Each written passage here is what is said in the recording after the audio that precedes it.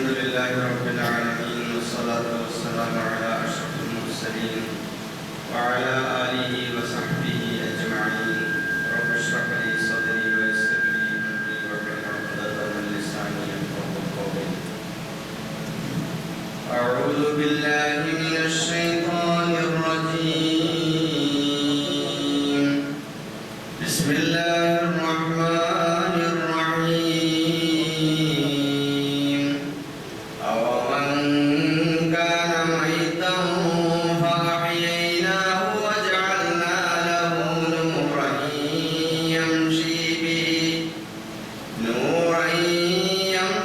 به في الناس كمن مثله في الظلمات ليس بخارج منها كذلك زين للكافرين ما كانوا يعملون.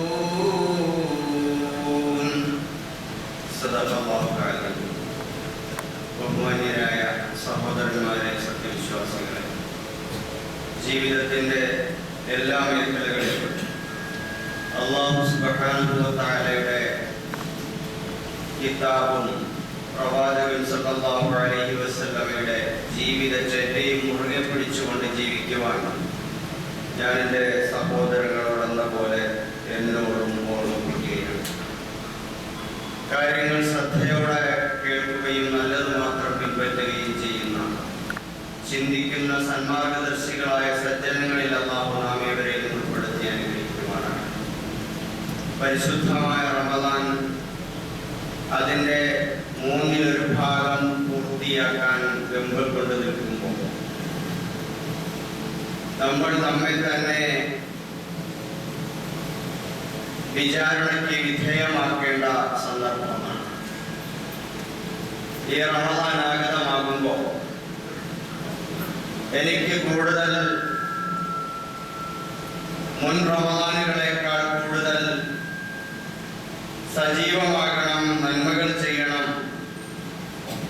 എന്നൊക്കെ ആഗ്രഹിച്ചിരുന്നവർക്ക് എവിടെ എത്തി എന്ന് നോക്കാനുള്ള സമയമാണ്.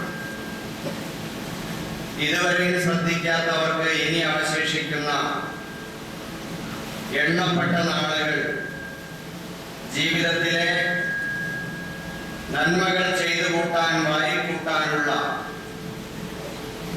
അസുലഭ ദിനങ്ങളായി, അവസരങ്ങളായി ഉപയോഗപ്പെടുത്താൻ വേണ്ടത്ര ശ്രദ്ധിക്കണമെന്ന് എൻ്റെ സഹോദരന്മാരോട് ഓർമ്മിപ്പിക്കുകയാണ്.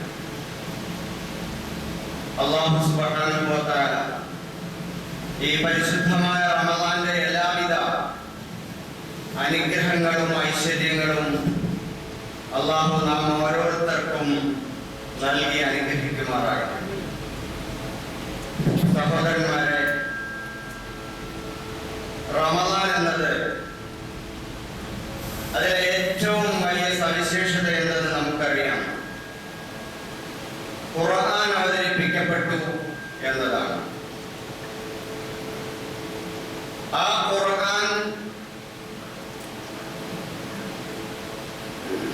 നമുക്ക് മാർഗദർശനം എന്ന നിലയിൽ നാം അതിനോട് എത്രത്തോളം ബന്ധപ്പെട്ട് നിൽക്കുന്നു എന്ന് ഓരോരുത്തരും പരിശോധിച്ചു നോക്കണം. നമ്മുടെ നമസ്കാരത്തിലെ 5 നേരത്തെ നമസ്കാരത്തിൽ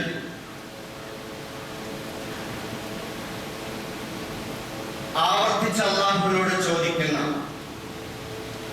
ചോദ്യമാണ്, ഓതുന്ന സൂറത്താണ് സൂറത്തുൽ ഫാത്തിഹ. 17 തവണ നമ്മൾ അതിൽ സൂറത്തുൽ ഫാത്തിഹ ഓതും.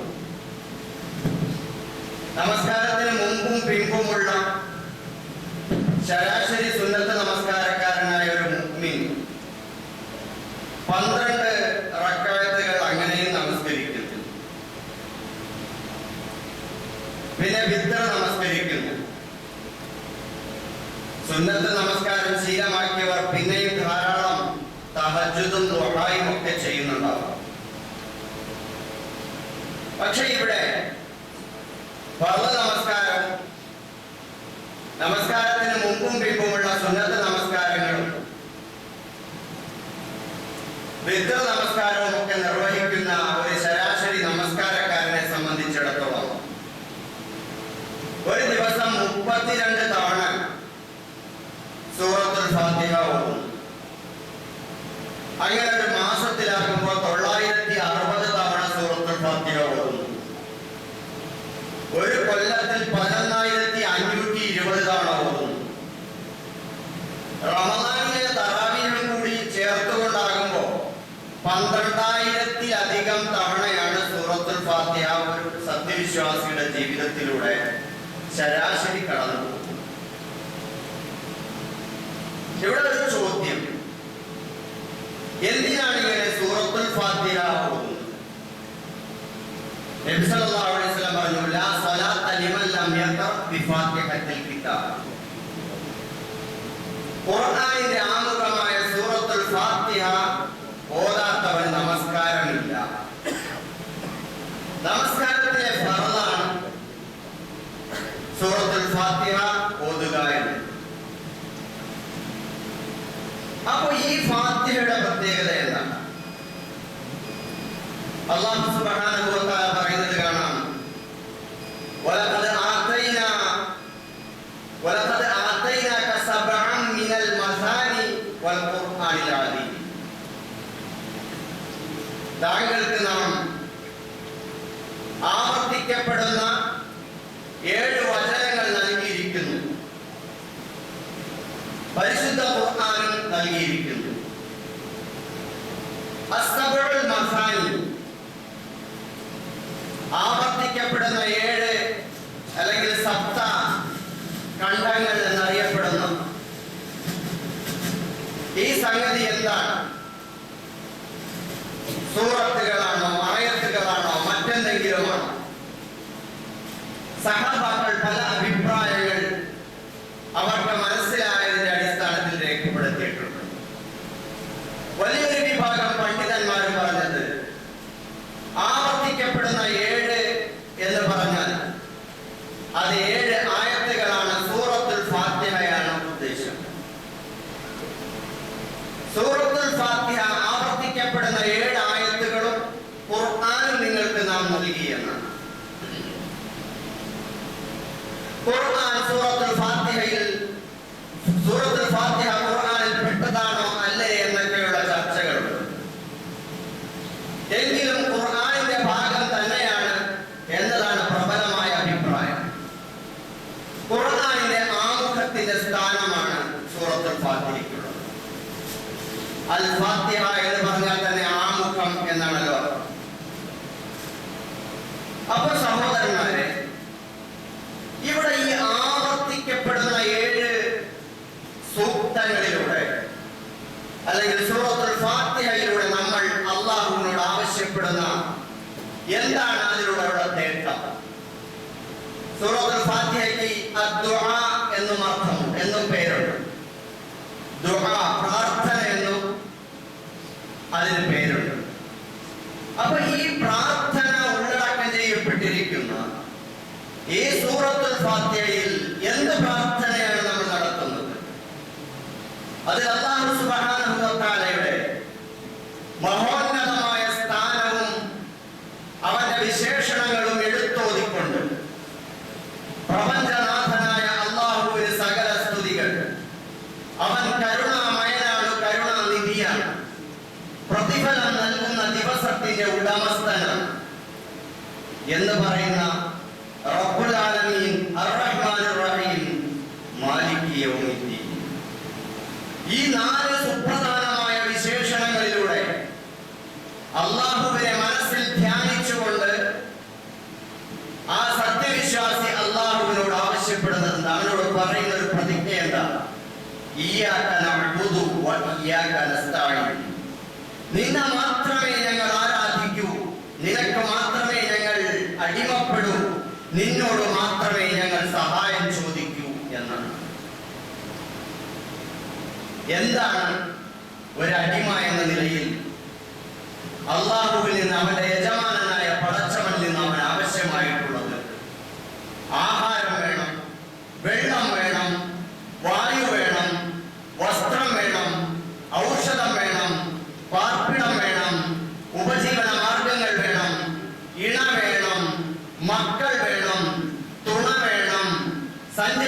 അതിനുള്ള സൗകര്യങ്ങൾ വേണം. അങ്ങനെ തുടങ്ങി. മനുഷ്യന് ഇവിടെ ഒരു മനുഷ്യ ജീവി എന്ന നിലയിൽ അവന്റെ ജീവിതം മുമ്പോട്ട് കൊണ്ടുപോകാൻ ആവശ്യമായ ജീവൻ പ്രധാനമായ അടിസ്ഥാന ആവശ്യങ്ങൾ ഒരുപാടുണ്ട്. അതൊക്കെ നിലനിൽക്കുമ്പോഴും ഈ സത്യവിശ്വാസി അല്ലാഹുവിനോട് പ്രപഞ്ചനാഥനായ കരുണാമയനായ കരുണാനിധിയായ പരലോകത്ത് വിചാരണ ചെയ്യുന്നതിന്റെ ഉടമസ്ഥനായ ആ അല്ലാഹുവിനോട് പറയുന്നത്, ഇഹ്ദിനസ് സിറാത്തൽ മുസ്തഖീം, ഞങ്ങൾക്ക് നേർവഴി കാണിച്ചു തരണം, നേർവഴിയെ ഞങ്ങളെ നയിക്കണമേ എന്നാണ്. സഹോദരന്മാരെ, ഈ നേർവഴിയെ നയിക്കണമേ എന്നുള്ള ഈ തേട്ടം ഒരു ദിവസം നിർബന്ധമായി 17 തവണ പറയണം. എല്ലാം കൂടി ഒരു 32 തവണ ദിവസം തന്നെ പറയുന്നു, ആവശ്യപ്പെടുന്നു, തേടുന്നു.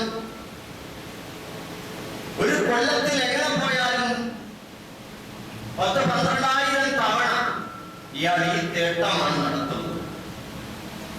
എന്നെ നേർവഴിയിലാക്കണേ, എന്നെ നേർവഴിയിലാക്കണമേ, എന്നെ നേർവഴിയെ നയിക്കണമേ എന്ന ചോദ്യമാണ് തേട്ടം.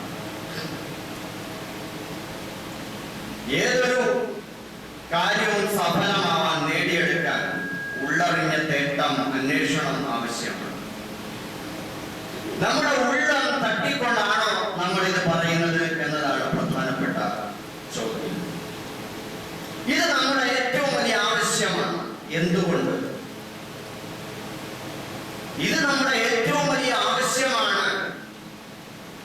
മനുഷ്യന്റെ അടിസ്ഥാനപരമായ ജീവൻ പ്രശ്നങ്ങൾ പരിഹരിക്കുന്നത് കൂടി അല്ലാഹുവിന്റെ ഈ സന്മാർഗ ദർശനത്തിൽ ഉൾപ്പെട്ടതാണ്. അല്ലാഹുവിൽ നിന്നാണ് എല്ലാം നമുക്ക് കിട്ടേണ്ടത്.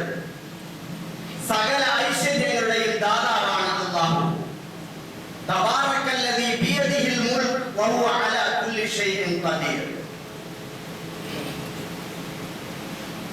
അവൻ സകലമായ ഐശ്വര്യങ്ങളുടെയും ഉടമയാണ്. അവന്റെ കയ്യിലാണ് പ്രപഞ്ചത്തിന്റെ മുഴുവനും ആധിപത്യം. അപ്പൊ മനുഷ്യന് ഭൗതികമായ ആവശ്യങ്ങൾക്കപ്പുറം അല്ലാഹുവിൽ നിന്നുള്ള അവന്റെ മാർഗദർശനം ആവശ്യമാണ്. അല്ലാഹുവിലേക്ക് അടുക്കണം, അവന്റെ യഥാർത്ഥ ദാസനാവണം. അവന് ഇഹലോകത്തെന്ന പോലെ പരലോകത്ത് അതിനേക്കാൾ അപ്പുറം അവന് വിജയം വരിക്കണം. അതിനുള്ള മാർഗദർശനം ഇവൻ ആവശ്യമാണ്.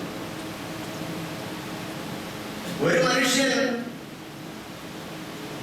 ഒരു കത്തിക്കാളുന്ന ഒരു അഗ്നികുണ്ഡത്തിലേക്ക് ഒരു അന്ധനായ മനുഷ്യൻ നടന്നു പോകും.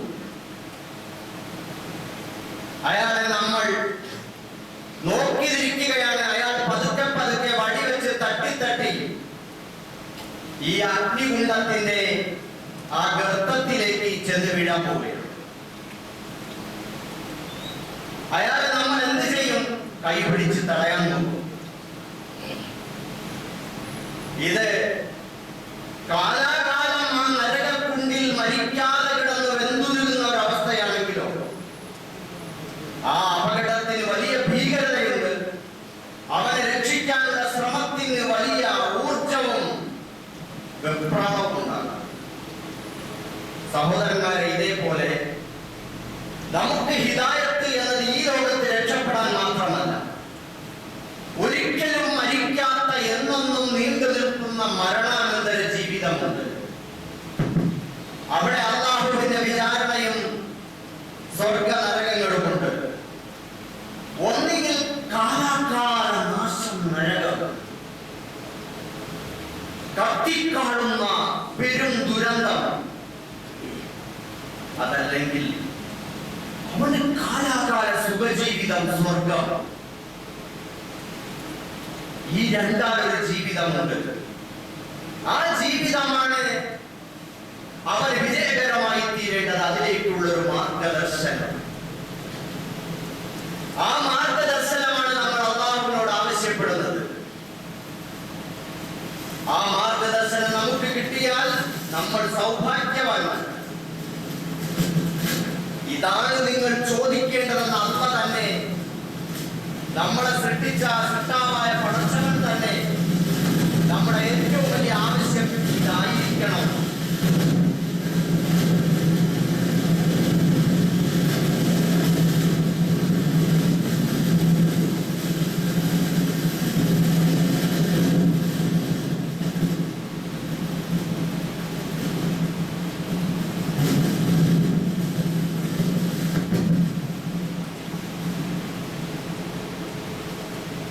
നമ്മെ സൃഷ്ടിച്ച അല്ലാഹു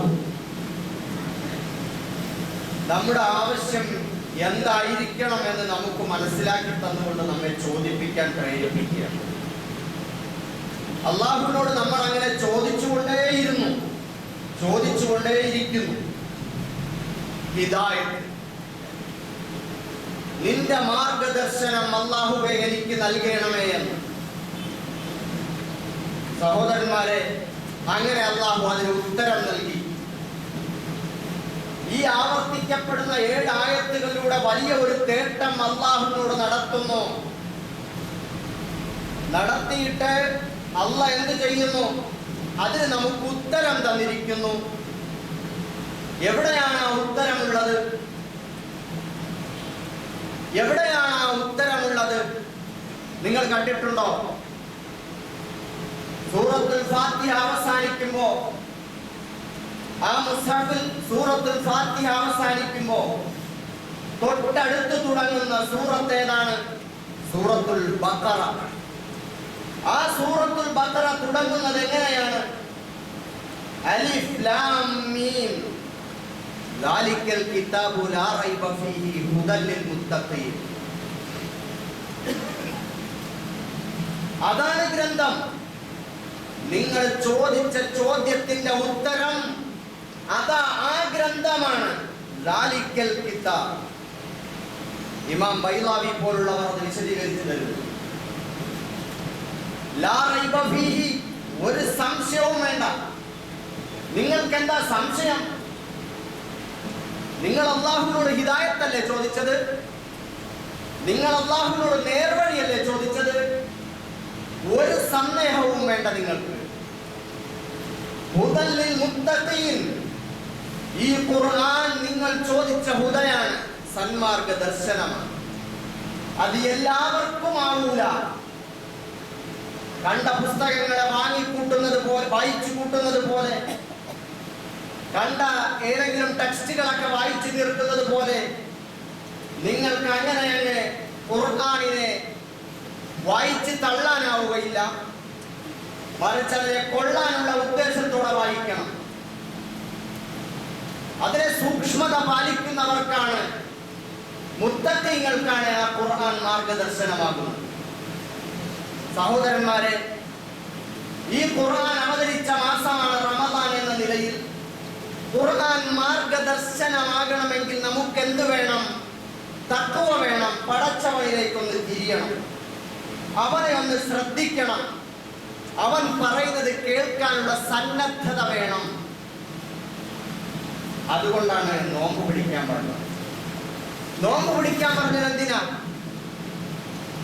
കുത്തിബ അലൈക്കുമുസ് സിയാം കമാ കുത്തിബ അലല്ലദീന മിൻ ഖബലികും ലഅല്ലകും തത്തഖൂൻ, നിങ്ങൾ തഖ്വയുള്ളവരായി തീരാൻ വേണ്ടി, പടച്ചവനെ സൂക്ഷിക്കുന്ന സൂക്ഷ്മതാ ബോധം ഉള്ളിലുണ്ടാവാൻ വേണ്ടിയാണ്.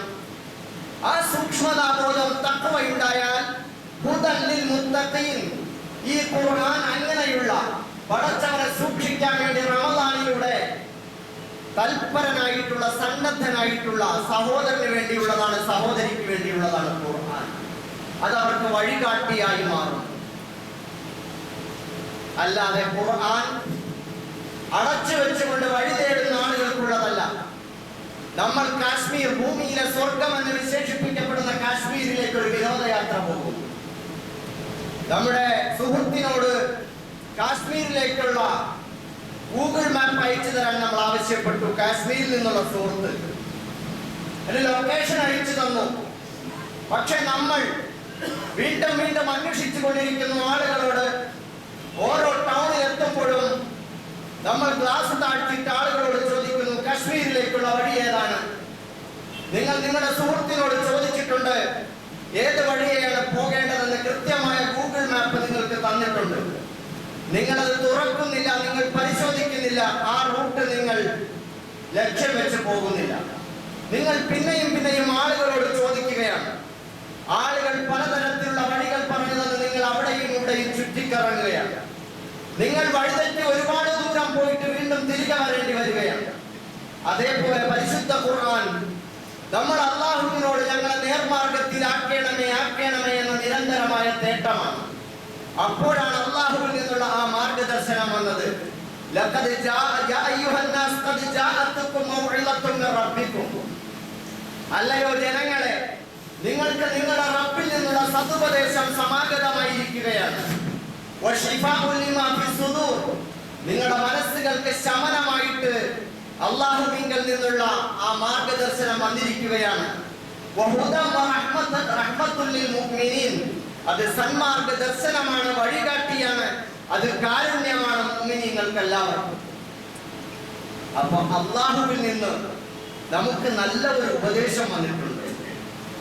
അല്ലാഹുവിൽ നിന്ന് നമ്മുടെ മനസ്സുകളെ ശാന്തമാക്കുന്ന, പ്രശ്നങ്ങളെ തണുപ്പിക്കുന്ന, സങ്കടങ്ങളെ ഇല്ലായ്മ ചെയ്യുന്ന ഒരു മാർഗനിർദ്ദേശം നമുക്ക് വന്നിട്ടുണ്ട്. വഹുദൻ, നേരായ വഴി അല്ലാഹു കാണിച്ചു തന്നിട്ടുണ്ട്. വറഹ്മത്തുൻ, കാരുണ്യം, അല്ലാഹുവിന്റെ കാരുണ്യവും സന്മാർഗവും ശമനവും ആശ്വാസവും തലോടലും ഉപദേശവും ഇതെല്ലാം ഉള്ളടക്കം ചെയ്യപ്പെട്ട ഒരു ഖുർആൻ നിങ്ങൾക്കിതാ വന്നു കിട്ടിയിട്ടുണ്ട്. അതുകൊണ്ട് സഹോദരന്മാരെ, ഈ ഖുർആനിനെയാണ് നമ്മൾ മാർഗദർശനമായി സ്വീകരിക്കേണ്ടത്. ഇതാണ് അല്ലാഹുവിന്റെ റസൂൽ സല്ലല്ലാഹു അലൈഹി വസല്ലമയെ അല്ലാഹു സുബ്ഹാനഹു വ തആല കൊടുത്ത ഏറ്റവും വലിയ മാർഗദർശനം, ഏറ്റവും വലിയ മുഅ്ജിസത്ത് എന്ന് പറയും. മുഅ്ജിസത്ത് എന്ന് പറഞ്ഞാൽ പ്രവാചകന്മാർക്ക് അവരുടെ റിസാലത്ത്, പ്രവാചകത്വം താൻ ഒരു സുപ്രഭാതത്തിൽ എഴുന്നേറ്റ് നിന്ന് നടത്തുന്ന ഒരു അവകാശവാദമല്ല താൻ അല്ലാഹുവിന്റെ പ്രവാചകനാണ് എന്നത്. മറിച്ച് അത് അല്ലാഹുവിൽ നിന്നുള്ള ദൃഷ്ടാന്തത്തോടു കൂടിയാണ് ഞാൻ പറയുന്നത് എന്ന് തെളിയിക്കാൻ അല്ലാഹു നൽകുന്ന പ്രത്യേകമായ ഒരു സിദ്ധി, അമാനുഷികമായ ദൃഷ്ടാന്തമാണ് മുഅ്ജിസത്ത് എന്ന് പറയുന്നത്. പലതരത്തിലുള്ള മുഅ്ജിസത്തുകൾ പ്രവാചകന്മാർക്ക് അല്ലാഹു നൽകിയിട്ടുണ്ട്. മൂസാ നബി അലൈഹിസ്സലാത്തു വസ്സലാം അത്ഭുതങ്ങൾ കാണിച്ചിരുന്നു. വടിയ നിലത്തിട്ട് പാമ്പാക്കി കാണിച്ചു. ഇങ്ങനെ പലതരത്തിലുള്ള അത്ഭുതങ്ങൾ. ഈസാ നബി അലൈഹിസ്സലാം മരിച്ചു കിടക്കുന്ന ആളുകളെ പോലും അള്ളാഹുവിന്റെ അനുമതിയോടുകൂടി വിളിക്കുമ്പോൾ എഴുന്നേറ്റ് വരികയാണ്. അള്ളാഹുവിന്റെ നാമത്തിൽ ഒന്ന് വിളിക്കുമ്പോഴേക്കും മരിച്ചയാൾ എഴുന്നേറ്റ് വരുന്ന അത്ഭുതം. എന്തിനാണിത്? താനത് ദിവ്യനാണ്, പടച്ചവനാണ്, കൊച്ച പടച്ചവനാണെന്ന് കാണിക്കാനല്ല, മറിച്ച് ഇത് എന്റെ കഴിവല്ല, അള്ളാഹു എന്നെ നിയോഗിച്ചത് കൊണ്ട് നിങ്ങളെ ബോധ്യപ്പെടുത്താൻ അള്ളാഹു എന്നിലൂടെ ചെയ്തു കാണിക്കുന്നതാണ്. അതുകൊണ്ട് ഞാൻ അള്ളാഹുവിന്റെ പ്രവാചകനാണ്, വിശ്വസിച്ചു കൊള്ളുക എന്നായിരുന്നു അതിന്റെ അർത്ഥം. കാലമേറെ പുരോഗമിച്ചു. അന്ത്യപ്രവാചകൻ മുഹമ്മദ് നബി സല്ലല്ലാഹു അലൈഹി വസല്ലം ആഗതനായി. മുഹമ്മദ് നബി സല്ലല്ലാഹു അലൈഹി വസല്ലമയ്ക്ക് അല്ലാഹു തആല കൊടുത്തത് എന്താണ്? ഏറ്റവും വലിയ മുഅ്ജിസത്ത് പരിശുദ്ധ ഖുർആനാണ്. ആ ഖുർആനിന്റെ മുഅ്ജിസത്ത് ഇതേപോലുള്ള രോഗശാന്തി ശുശ്രൂഷകളോ അതല്ലെങ്കിൽ അത്ഭുതങ്ങൾ കാണിക്കുന്ന മായാജാലമോ അല്ല, മറിച്ച് മുഹമ്മദ് നബി സല്ലല്ലാഹു അലൈഹി വസല്ലമയ്ക്ക് അല്ലാഹു കൊടുത്ത ഏറ്റവും വലിയ ദൃഷ്ടാന്തം വിശുദ്ധ ഖുർആനാണ്. അത് വൈജ്ഞാനികമാണ്. അത്ഭുതങ്ങൾ സൃഷ്ടിക്കുന്ന, വൈജ്ഞാനിക ലോകത്ത്, മനുഷ്യന്റെ ജ്ഞാന ലോകത്ത് അത്ഭുതങ്ങൾ സൃഷ്ടിക്കുന്ന, അവന്റെ വിവര സാങ്കേതിക മേഖലകളിലൊക്കെ കഴിയുമ്പോൾ തന്നെ മനുഷ്യന് ഏറ്റവും ഉന്നതമായ മാർഗദർശനം അരുളിക്കൊടുക്കുന്ന ഒരു മഹത്തായ ജീവിത വ്യവസ്ഥയാണ്. ഇന്ന ഹാദൽ ഖുർആൻ യഹ്ദി ലില്ലതി ഹിയ അഖ്വം. ഈ ഖുർആൻ മനുഷ്യനെ ഏറ്റവും ചൊവ്വായതിലേക്ക് വഴികാട്ടുന്നതാണ് എന്ന് ഖുർആൻ പറയുകയാണ്. അവകാശമാണ്, അവകാശവാദമല്ല, കേവലം അവകാശവാദമല്ല, ലോകത്തിന്റെ മുമ്പിലുള്ള വെല്ലുവിളിയാണ്. ഏറ്റവും ചൊവ്വായ മാർഗദർശനമാണ്. മനുഷ്യനുണ്ടാക്കിയ ഒരുപാട് ജീവിത വ്യവസ്ഥകളുണ്ട്, പ്രത്യയശാസ്ത്രങ്ങളുണ്ട്. മനുഷ്യരുടെ ജീവിതത്തെ അപ്പാടെ മാറ്റിപ്പണിയാൻ വേണ്ടി ഉണ്ടാക്കിയിട്ടുള്ള തത്വശാസ്ത്രങ്ങളും സിദ്ധാന്തങ്ങളുമുണ്ട്. അതിന്റെയൊക്കെ മുമ്പിലാണ് ഖുർആൻ പറയുന്നത് ഏറ്റവും വലിയ മാർഗദർശനമാണ്. അപ്പോൾ നബി സല്ലല്ലാഹു അലൈഹി വസല്ലം ഈ ഖുർആനിലൂടെ 14 നൂറ്റാണ്ടുകൾക്ക് മുമ്പ് അല്ലാഹുവിന്റെ റസൂലിന്റെ കൈകളിലേക്ക് ഹൃദയത്തിലേക്ക് ഈ ഖുർആൻ ഓതി കൊടുക്കപ്പെട്ടിട്ടുണ്ടെങ്കിൽ ആ ഖുർആനിലൂടെ ഓരോരോ തലമുറകളെയാണ് വാർത്തെടുത്തിട്ടുള്ളത്. മാതൃകായോഗ്യമായ ഒരു സമൂഹത്തെ, മരിച്ചു കിടന്ന മൃതപ്രായമായ ഒരു സമൂഹത്തെ ജീവിപ്പിച്ചു കാണിച്ചു. ഏറ്റവും മനോഹരമായ ജീവിതം, സ്വഭാവം, പെരുമാറ്റം, ഇടപാടുകൾ, നാഗരികത, സംസ്കാരം, ആദർശം ലോകത്തിന്റെ മുമ്പിൽ കാഴ്ചവെച്ചിട്ട് അവിടെ നിന്ന് ലോകത്തോട് വിട പറഞ്ഞു. സഹോദരന്മാരെ, പിന്നീട് വന്ന സഹാബാക്കൾ, ഖലീഫമാർ, ഇങ്ങോട്ട് കടന്നു വന്ന തലമുറകളിലൂടെ ഇസ്ലാം പരിശുദ്ധ ഖുർആന്റെ ജീവിത വ്യവസ്ഥ മനുഷ്യരെ പുതിയ ജീവൻ നൽകി, പുതിയ പുതിയ മനുഷ്യരാക്കി, ലോകത്തിന്റെ മുമ്പിൽ ഏറ്റവും ഉത്കൃഷ്ടന്മാരാക്കി മാറ്റുന്ന ഒരു ഖുർആനെയാണ് ലോകത്ത് അല്ലാഹു തആല അവതരിപ്പിച്ചത്. മുഹമ്മദ് നബി സല്ലല്ലാഹു അലൈഹി വസല്ലമയുടെ അന്ത്യനാൾ വരെയുള്ള ജനവിഭാഗത്തിന് മുഹമ്മദ് നബി സല്ലല്ലാഹു അലൈഹി വസല്ലം അല്ലാഹുവിന്റെ പ്രവാചകനാണെന്ന് ബോധ്യപ്പെടണം. അതിന് അല്ലാഹു തആല അന്ത്യനാൾ വരെ വരുന്ന ആളുകൾക്ക് ബോധ്യപ്പെടുന്ന ഒരു മുഅ്ജിസത്താണ് കൊടുക്കേണ്ടത്. അതാണ് ഖുർആൻ. വൈജ്ഞാനികമാണ്. സനുരീഹിം ആയാതിനാ ഫിൽ ആഫാഖ് വഫി അൻഫുസിഹിം ഹത്താ യതബയ്യന ലഹും അന്നഹുൽ ഹഖ്. നാം അവർക്ക് പിറകെ നമ്മുടെ ദൃഷ്ടാന്തങ്ങൾ തെളിച്ച് കാണിച്ചു കൊടുക്കും. എന്തിന്? സത്യം, ഇതാണ് സത്യം എന്ന് ബോധ്യപ്പെടുവോളം നമ്മുടെ ദൃഷ്ടാന്തങ്ങൾ, അവർക്ക് ആയത്തുകൾ അവർക്ക് കാണിച്ചു കൊടുത്തുകൊണ്ടേയിരിക്കുമെന്ന് അല്ലാഹു സുബ്ഹാനഹു വ തആല പറയുകയാണ്. സഹോദരന്മാരെ, ആ അർത്ഥത്തിൽ പരിശുദ്ധ ഖുർആൻ ഏറ്റവും വലിയ മുഅ്ജിസത്താണ്. ഒരു മഹാനായ കവി പാടിയതുപോലെ അഹൂക ഈസ ദഅ മയ്യിതൻ ഫഖാമ ലഹു വ അൻത അഹ്യൈത അജിയാലൻ മിനൽ അദം. നിന്റെ സഹോദരൻ നബി സല്ലല്ലാഹു അലൈഹി വസല്ലമയെ സംബോധന ചെയ്തുകൊണ്ട് കവി കാൽപ്പനികമായി പറയുകയാണ്, താങ്കളുടെ സഹോദരൻ ഈസ മരിച്ചു കിടന്ന മനുഷ്യനെ വിളിച്ചപ്പോൾ എഴുന്നേറ്റ് വന്നു. താങ്കളാകട്ടെ മരിച്ചു കിടന്ന ഒരു സമൂഹത്തെ ജീവിപ്പിച്ച് കാണിക്കുകയാണ് ചെയ്തത്. എത്രയോ തലമുറകളെയാണ് ഇല്ലായ്മയിൽ നിന്നും, നുരുമ്പി നശിച്ചുപോയ ജീവിതത്തിൽ നിന്നും അവരെ പച്ചപ്പിലേക്ക് തിരിച്ചു കൊണ്ടുവന്ന് പുനരുജ്ജീവനം നൽകിയത് എന്ന് കവി പറയുകയാണ്. ഖുർആൻ പറഞ്ഞു, അവമൻ കാന മൈതൻ ഫഅഹ്യൈനാഹു വജഅൽനാ ലഹു നൂറൻ യംശി ബിഹി ഫിന്നാസ് കമൻ മസലുഹു ഫിദ്ദുലുമാത് ലൈസ ബിഖാരിജിൻ മിൻഹാ. മൃതപ്രായമായി കിടക്കുന്ന, മരിച്ചു കിടക്കുന്ന ഒരു മനുഷ്യൻ, അവനെ നാം ജീവിപ്പിച്ചു. വജഅൽനാ ലഹു നൂറൻ യംശി ബിഹി ഫിന്നാസ്. അവന് നാം പുതിയ ജീവൻ നൽകി. അവൻ അതുമായി ജനങ്ങൾക്കിടയിലൂടെ സഞ്ചരിക്കുകയാണ്. ഒരു പ്രസ്ഥാനമായി ഒരിടത്ത് നിന്നും മറ്റൊരിടത്തേക്ക് അവൻ ഇങ്ങനെ സഞ്ചരിക്കുകയാണ്. അവനാണ് ഏറ്റവും ഉത്കൃഷ്ടനായവൻ എന്ന് അല്ലാഹു സുബ്ഹാനഹു വ തആല പറയുന്നു. ആലങ്കാരികമായി പറയുക. പരിശുദ്ധ ഖുർആൻ നമ്മുടെ ജീവിതത്തിൽ അപ്പാടെ അടിമുടി മാറ്റം വരുത്തുന്ന ഒരു ആദർശമാണ്, ഒരു സംസ്കാരമാണ്. സഹോദരന്മാരെ, ഖുർആൻ എന്നെ ആകർഷിച്ച ഏതായത്താണ് ഈ ഖുർആനിലുള്ളത് എന്ന് ഓരോരുത്തർ ചോദിച്ചു നോക്കാം. നിങ്ങളെ പറ്റി പറയുന്ന ഈ ഖുർആനെ നിങ്ങൾ ചിന്തിക്കുന്നില്ലേ?